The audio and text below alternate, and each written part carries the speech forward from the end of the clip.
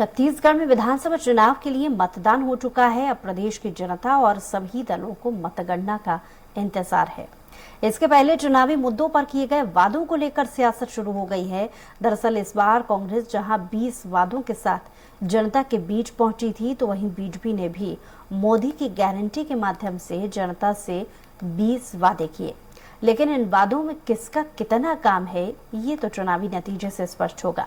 हालांकि कांग्रेस के वादों पर पीसीसी अध्यक्ष दीपक बैज ने कहा कि कांग्रेस पार्टी ने 2018 के वादों को पूरा किया, अब नए वादों के साथ जा रहे हैं। तो वहीं कांग्रेस के वादों को लेकर बीजेपी ने निशाना साधा।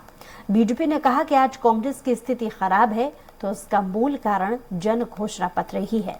कांग्रेस का चुनावी घोषणा पत्र विश्वासघात के आधार पर हुआ। बल्कि कांग्रेस पार्टी ने पिछले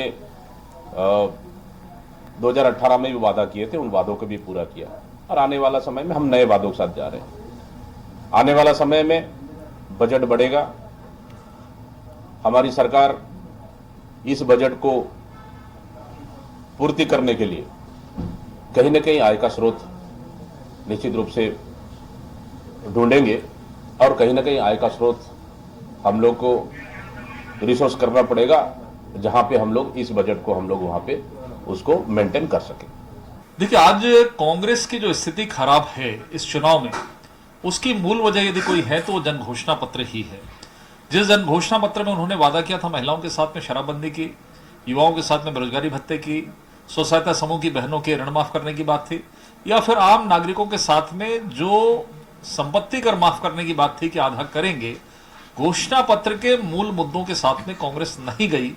मुझे लगता है ये दिखावा मात्र साबित हुआ और इस बार का चुनाव उस घोषणा पत्र का जो विश्वासघात हुआ था उसके आधार पर, और जो मोदी की गारंटी अर्थात जो मोदी जी कहते हैं वो पूरा करते हैं, इस बात का विश्वास देश के नागरिकों को है, छत्तीसगढ़ की जनता को भी है।